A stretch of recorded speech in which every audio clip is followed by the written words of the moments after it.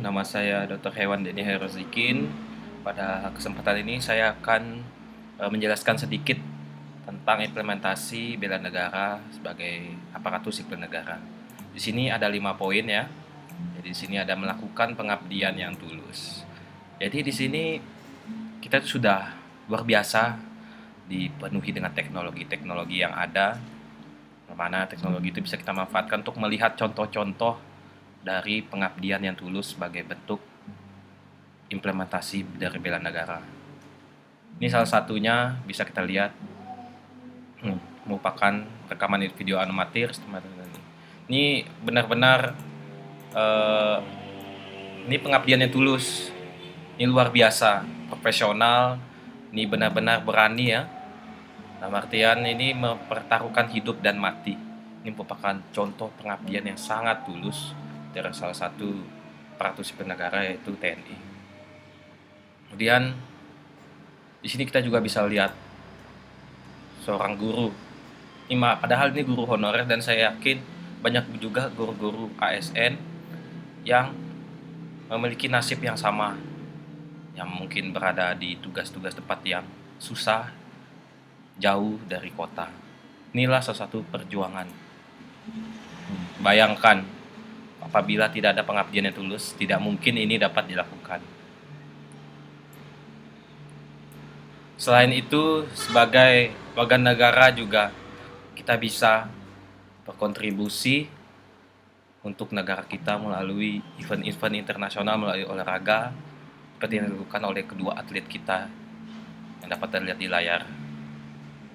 Bayangkan Indonesia berada di atas negara lain, luar biasa pengabdiannya. Kemudian poin kedua, melakukan tugas secara profesional. Bisa kita lihat apabila tentara-tentara ini tidak melakukan tugas secara profesional, maka tentu KKB dari Papua ini sudah pasti menjadi ancaman untuk masyarakat Indonesia yang ada di sana. Kemudian, bagaimana cara kita mendorong kesehatan dalam pekerjaan? Mendorong kesehatan dalam pekerjaan, kita dapat dengan secara teratur menjaga kesehatan kita dengan makan makanan yang teratur. Seperti contohnya, di sini kita harus memahami protokol kesehatan yang harus kita jalankan ketika masa pandemi. Seperti yang telah disampaikan oleh Presiden, bahwa protokol kesehatan benar-benar harus kita lakukan. Informasi kita harus benar-benar valid. Di sini sudah banyak informasi-informasi protokol kesehatan yang sudah dijelaskan oleh Presiden, sudah sangat jelas dan mudah dipahami. Pada intinya kita harus menjaga imunitas kita, makan makanan bergizi, sehat, kemudian kita menggunakan masker, menjaga jarak, kemudian melakukan vaksinasi sesuai yang diprogramkan oleh pemerintah. Kemudian kita juga harus memegang teguh ideologi Pancasila.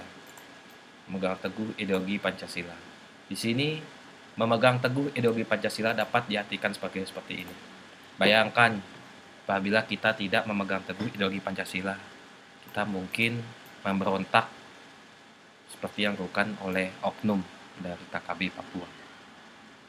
Nah, ini apabila kita menyimpang, tidak memahami makna-makna dari sila Pancasila, yang mana ketuhanan yang Maha Esa, yaitu kita harus menjaga ibadah kita.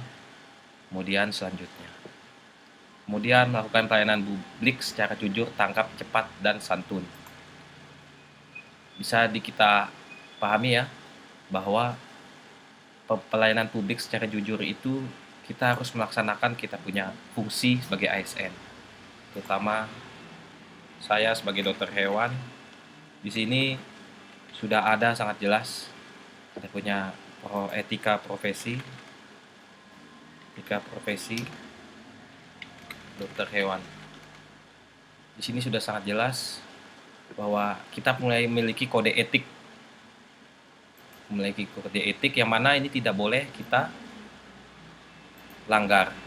Nah, ini merupakan cara kita terjun di masyarakat. Seperti ini.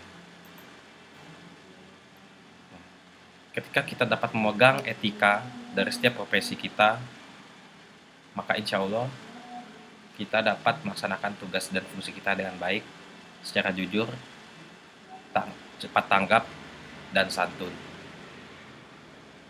Mungkin sekian tugas yang informasi yang dapat saya sampaikan.